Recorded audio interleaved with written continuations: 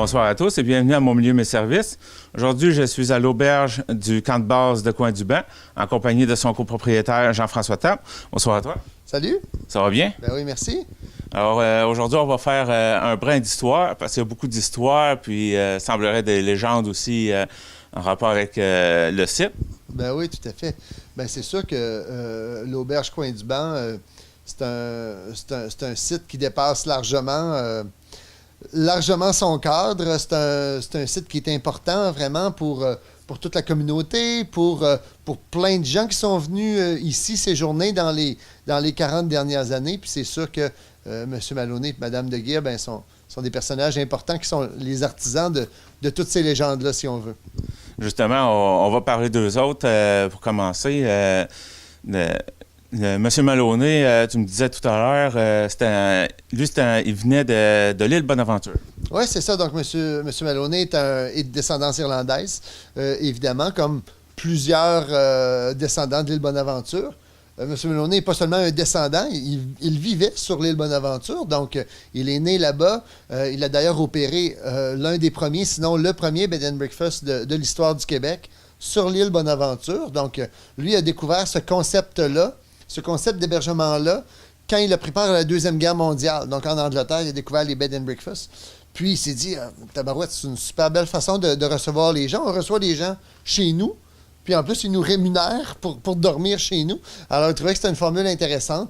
Donc, a lancé son auberge sur l'île Bonaventure, son bed and breakfast. Puis c'est un projet là, qu'il a opéré jusqu'à son expropriation de l'île à la fin des années 60. Puis ça l'a amené ici à Coin-du-Banc, mais il y a une raison pourquoi il a décidé de choisir ce site-là. Oui, bien évidemment, là, l'expropriation, comme pour tout le monde qui se fait exproprier, ça lui a rebroussé les poils un peu, donc il n'a jamais vraiment digéré son expropriation de l'île Bonaventure. Alors, quand il s'est finalement résigné à quitter l'île, il s'est dit, bon, ben très bien, là, je vais relancer ma vie d'hôtelier, ma vie d'aubergiste, mais il n'est pas question que je vois l'île Bonaventure puis le Rocher-Percé quand je me lève le matin. Alors, c'est la raison pour laquelle il a choisi le site ici, qui a appartenu pendant des décennies à la famille Maybe, qui était une importante famille d'entrepreneurs là, dans le secteur de Coin-du-Banc, qui était notamment impliquée dans le transport maritime puis dans la transformation du homard. Donc, à l'époque, si je ne me trompe pas, là, la famille Maybe avait déjà quitté Coin-du-Banc. Donc, M. Maloney a fait l'acquisition du bâtiment ici, puis bon, de la grange à l'époque, puis bon, de quelques dépendances là, des propriétaires qui avaient succédé au Maybe. Puis, a commencé les travaux pour transformer cette maison-ci, qui était une maison unifamiliale, en fait, pour la transformer en auberge. Donc, au fil des années, bon, ben évidemment, il a développé les premières chambres, donc fort probablement que la première année de l'auberge Coin-du-Banc, était un gîte, donc il y avait moins de 6 unités d'hébergement. Mais au fil des années, on peut voir là, au nombre de bâtiments qui ont été ajoutés à l'arrière, le nombre d'unités s'est multiplié. Puis bon, ben le restaurant a été aménagé dans ce qui était probablement la cuisine à l'époque des Maybe. Bon, ben il y a des agrandissements qui ont été faits pour permettre de créer une cuisine commerciale. Puis bon, ben avec le recouvrement de la galerie, l'aménagement du bar, ainsi de suite, des autres agrandissements pour la salle à manger, bien, ça a permis de développer un restaurant qui est devenu très, très apprécié là, des visiteurs puis des locaux au fil des années. Tu m'as montré tout à l'heure qu'en avant, où est-ce qu'on était, en fait, c'était 2 maisons, tu me disais. Puis ça avait été construit pour raccorder. Est-ce que c'était à cette époque-là qu'il a fait ça? Oui, bien en fait, on voit... ça s'est fait au fil des années. Il y a des agrandissements qui ont été faits même dans les années 80. Donc, à chaque bâtiment, souvent, il y avait une occasion d'acheter une maison qui était à vendre autour ici. Bon, il l'achetait, il la déménageait ici, il l'approchait de l'auberge. Puis au fil des années, bon, ben, on rafistolait des murs à tout ça, si bien que l'auberge, ça avait l'air d'un grand bâtiment. Mais dans le fond, c'était plein de petits bâtiments. Donc c'est un peu pour ça que souvent ici, on se promène puis on traverse des arches. On a l'impression d'être dans plein de galeries, des galeries souterraines pratiquement. Mais c'est que des bâtiments comme ça ont été ajoutés au fil des ans. C'est un peu la même chose avec les chalets également. On a des chalets du côté de la montagne. C'est des maisons qui ont été achetées à gauche, à droite, puis qui ont été amenées ici, puis qui ont été installées sur le site, là, qui est maintenant le site du camp de base Coin-du-Banc. Donc, l'auberge, ça se trouve être plusieurs maisons. Sais-tu à peu près combien de maisons qu'il y a pris pour rallonger ça? Bien, en fait, il y a au moins le bâtiment principal plus 2 maisons. Puis, évidemment, ben, il y a toutes les petites dépendances, les petits agrandissements qui ont été faits au fil du temps.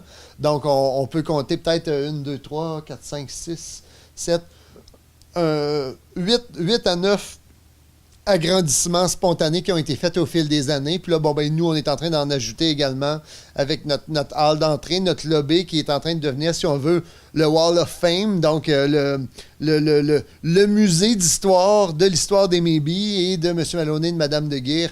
Donc, on est en train de l'exposer là, dans notre hall d'entrée ici. Donc, ça, c'est un agrandissement que nous, on a fait. C'est notre premier agrandissement sur le lot. Donc, c'est notre contribution aux agrandissements de l'histoire de l'auberge. Ouais, ça, on va y revenir tantôt à l'agrandissement, là. Donc, ça, il a opéré ça jusqu'en quelle année à peu près, l'auberge Coin-du-Banc? Oui, bien en fait, Mme de Guire a opéré. Il faut savoir que M. Maloney, lui, est décédé à l'an 2000. Puis, Mme de Guire, elle a opéré l'endroit ici jusqu'en 2016. Donc, elle était quand même âgée, là, si je ne me trompe pas, de 94 ans. Donc, elle a fait elle a fait 16 ans seule, comme opératrice seule, avec, bon, évidemment, toute une équipe d'employés ici. Mais bon, on parle quand même là, de tout près de 40 ans d'histoire, l'auberge Coin-du-Banc, ici à Coin-du-Banc. Puis là, bon, ben, ça s'ajoute évidemment à l'histoire de l'auberge sur l'île Bonaventure, qui a fait aussi également au moins une trentaine d'années. Donc c'est quand même un héritage assez riche là, que M. Maloney et Mme de Guire ont légué aux Gaspésiens en matière de tourisme. Tu me disais tout à l'heure que Mme de Guire avait continué à recevoir les gens jusqu'à 94 ans. Oui, c'est ça. Donc, il faut savoir que c'était sa maison. À Mme de Guire également. Donc, il y a des sections, notamment notre nouvelle réception. C'était la chambre à coucher de Mme de Guire, puis ce qui est devenu maintenant une salle polyvalente où on accueille des entreprises, des organismes pour tenir des réunions, des familles pour des petits mariages. Bien, ça, c'était ses appartements. Donc, quand on a acheté, nous, bon, ben, c'était un salon qui était aménagé, puis il y avait un piano à queue et tout. Donc, il faut savoir que l'auberge Coin-du-Banc, c'était vraiment la maison de M. Maloney puis de Mme de Guire. Donc, évidemment, Mme de Guire, ben, elle souhaitait l'habiter le plus longtemps possible, puis ben, c'est ce qu'elle a fait. Donc, en 2016, toi et ta femme, vous avez acheté l'auberge? Nous, c'est en 2017 qu'on a fait l'acquisition du bâtiment. Donc, à l'été 2017, on s'est retrouvé avec les clés de l'auberge. Puis on s'est retrouvé devant le défi de, bon, ben, qu'est-ce qu'on va faire? Par où on va commencer, surtout? C'était surtout ça la grosse question, parce qu'on savait qu'il y avait beaucoup, beaucoup à faire, notamment en termes de mise à niveau du bâtiment, mise à niveau de l'électricité, de la plomberie, ainsi de suite, mise à jour de l'offre d'hébergement également pour la mettre plus au standard de l'industrie hôtelière d'aujourd'hui. Donc, on a travaillé fort pendant tout près d'un an à démêler tout ça, à savoir par quoi on commençait. Puis finalement, au début de l'année 2018, ben, on a commencé par le début. On a commencé par la fondation. Donc, on a haussé l'auberge dans les airs, puis on a fait une fondation pleine grandeur. Fondation qui permet maintenant à l'auberge de reposer sur des bases solides.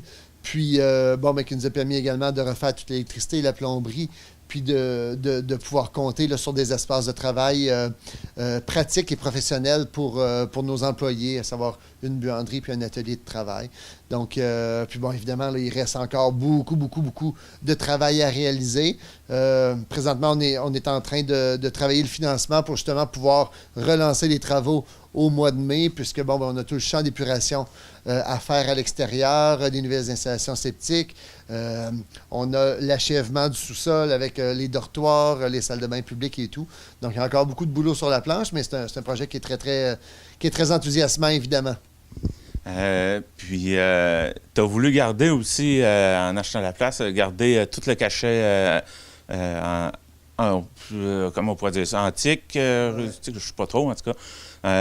Puis, tous les meubles qu'on retrouve ici, est-ce que c'est des meubles qui étaient déjà dans le bâtiment ou tu en as acheté? Oui, bien en fait, pratiquement tout le mobilier qu'on retrouve ici faisait partie de l'Auberge Coin-du-Banc 1.0, donc avant notre acquisition. Donc, c'est tous des meubles qu'il y avait ici. Évidemment, on en a ajouté également. Il y a des meubles qui ont été réparés, des meubles qui ont été changés, mais en gros, là, la plupart du mobilier, c'est un mobilier qui a fait partie des 40 dernières années ici à l'Auberge Coin-du-Banc. Nous, dans les chambres, quand on visite les chambres, ben, on découvre un décor qui est très traditionnel, qui est très antique. Nous, on a travaillé surtout sur le confort des lits. Donc, on a changé tous les matelas, toute la literie a été changée également. Donc, on se retrouve dans un environnement très dépaysant qui nous plonge au début du siècle, mais quand même dans un confort moderne de l'année 2018-2019 maintenant.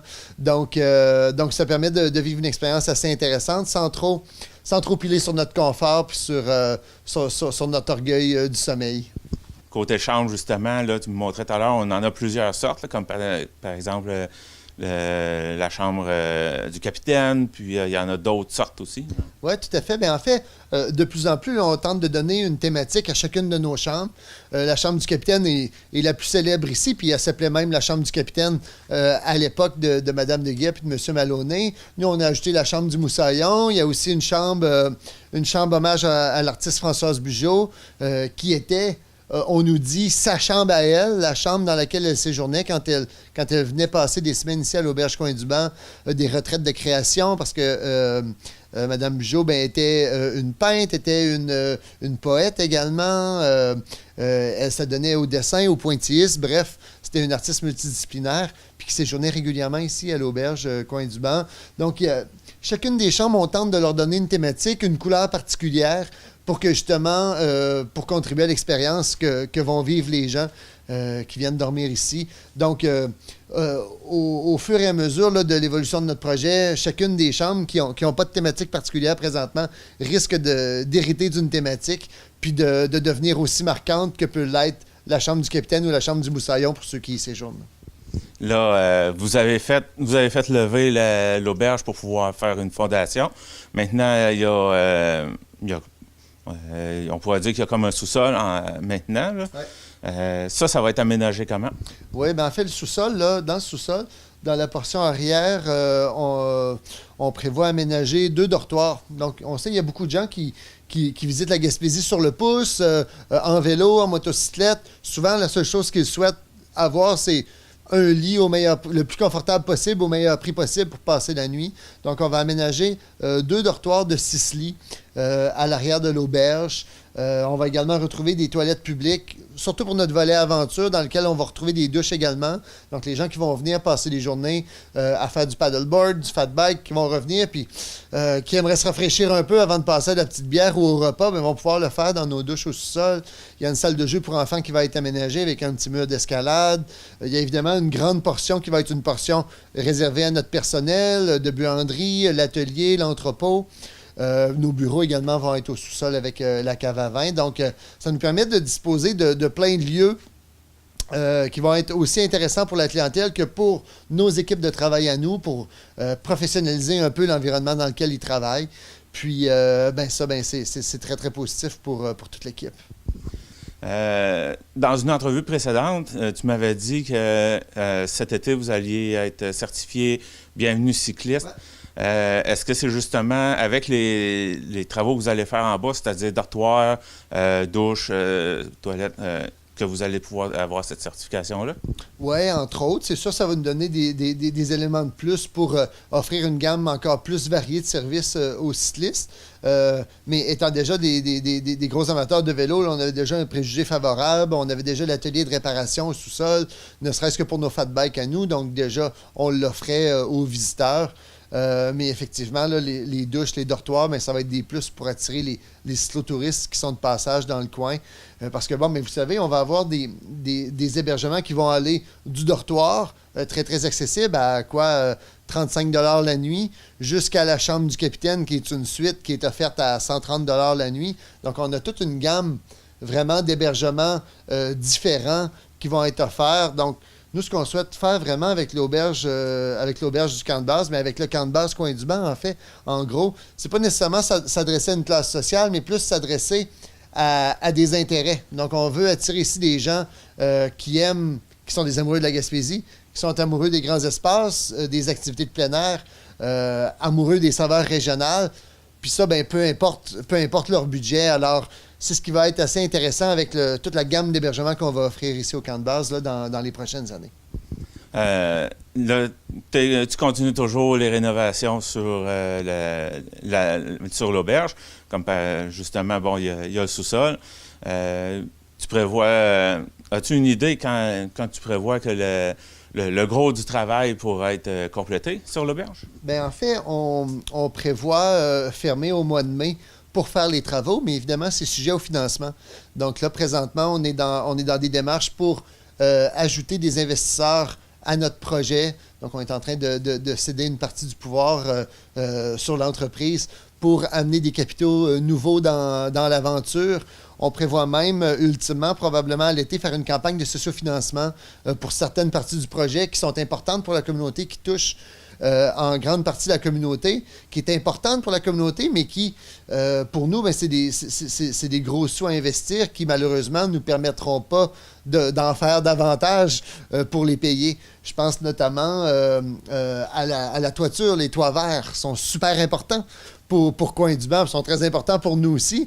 Les toits verts, c'est depuis des années que les toits sont verts ici, donc que le paysage de Coin-du-Banc est dominé par les toits verts de l'auberge. La toiture est à changer présentement, mais évidemment, quand on va changer la toiture, on ne pourra quand même pas charger 5 $ de plus pour les brunchs le dimanche matin ou 10 $ de plus pour l'hébergement. Ça ne va rien changer dans l'expérience. Alors, fort probablement là, qu'on va lancer une campagne de sociofinancement pour des éléments comme ça, pour également être en mesure d'offrir des services aux personnes de mobilité réduite. On a fait l'acquisition d'un élévateur de personnes, mais bon, il faut l'installer puis agrandir les galeries pour pouvoir installer l'élévateur de personnes, adapter des salles de bain également.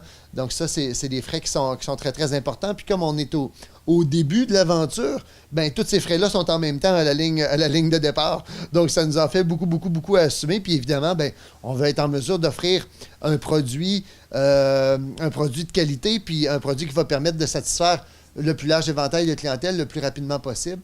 Donc, c'est les raisons pour lesquelles, présentement, là, on travaille fort sur le financement, autant avec des investisseurs privés qu'éventuellement avec du sociofinancement, puis évidemment, différents bailleurs de fonds institutionnels puis publics-parapublics. OK. Donc, on se donne un peu de temps quand même pour passer à travers tout ça. Oui, tout à fait. Mais tu sais, les gens me disent souvent, votre projet à l'auberge, c'est le projet d'une vie. Mais je dis souvent, c'est pas le projet d'une vie. Là. J'ai 38 ans, j'ai pas le goût de faire des travaux jusqu'à mes 80 ans. Donc, nous, on se donne quand même un 5 à 10 ans pour amener ce site-là à la hauteur de la qualité qu'on veut offrir aux visiteurs puis à la communauté locale. Donc, évidemment, là, c'est pour ça qu'on travaille fort pour que tout ça aille rapidement. Puis, on travaille fort sur le financement. On travaille fort à planifier des travaux pour être en mesure d'offrir toujours des nouveautés à chaque année également. Donc, c'est un gros, gros défi. Mais bon, on garde le cap. Puis on espère être en mesure, justement, d'offrir un paquet de nouveautés l'été prochain encore. Puisque, fondamentalement, on a juste eu une demi-haute saison touristique d'opération jusqu'à maintenant. Alors, on a très hâte de pouvoir en offrir une complète aux clients puis aux visiteurs. OK. Là, tu me parlais tout à l'heure de légendes. Est-ce qu'il y en a des légendes autour de l'auberge? Bien, des légendes, écoutez, il y en a. Il y a autant de légendes qu'il y a d'histoires puis d'expériences qui ont été vécues ici. Évidemment, là, M. Maloney est un personnage très, très coloré. Mme de Guia, tout aussi colorée aussi, quoique plus discrète. Les gens nous en racontent, évidemment, des tonnes et des tonnes. On nous raconte les dimanches matins où M. Maloney partait avec son camion pour faire le tour des brocantes, pour acquérir les objets, justement, qui font le charme de l'auberge. Maintenant, chacun a son histoire. Ici, tout au long de l'été, là, les gens débarquent, nous racontent des histoires. On a encore Mamie John dans notre équipe, donc la cuisinière qui a fait pratiquement 25 des 30 années de l'auberge Coin-du-Banc ici, qui fait toujours partie de notre équipe, qui confectionne les marmelades, les confitures, les crêpes, qui font la joie des visiteurs. Donc, c'est sûr que Mamie John est une encyclopédie sur deux pattes aussi pour nous en raconter des vertes et des pas mûres. Alors, on en profite, mais effectivement, là, on pourrait on pourrait faire un coffret de 10 DVD de toutes les légendes et des histoires qui gravitent autour de l'auberge Coin-du-Banc. Peux-tu m'en donner une qui te viendra en tête là? Ben écoute, c'est pas tant une légende que des histoires, mais je pense notamment au mariage de M. Maloney puis de Mme de Guire qui a marqué beaucoup l'imaginaire du secteur de Percé puis de Coin-du-Banc. Ça a été une manifestation incroyable pour la taille de l'auberge ici. Il y avait des tonnes et des tonnes d'invités. M. Maloney était même allé jusqu'à peindre les sabots du cheval qui traînait sa calèche en verre. En hommage à ses racines irlandaises. Puis on nous raconte même qu'il s'est présenté jusqu'à 1 heure en retard à son mariage à l'église de Percé. Donc, ça en dit long sur le personnage qu'il était, puis sur le souvenir qu'il a laissé dans la collectivité. Sais-tu à peu près c'était quand son mariage? Son mariage, c'était dans les années 80, à ce qu'on nous a dit. On a d'ailleurs ici les vidéos du mariage, puis des albums photos. Les gens nous demandent souvent si on a encore les livres, des commentaires que les gens laissaient. Puis malheureusement ou heureusement pour Mme de Guire et la famille, mais la famille a gardé ces livres-là, mais on a quand même certains souvenirs ici, dont un album photo puis de découpure de journaux que des locaux nous ont apporté justement en souvenir du mariage de M. Maloney et de Mme de Guire. Alors, c'est tout le temps bien le fun à feuilleter. Donc, est-ce qu'on a pas mal fait le tour de l'auberge?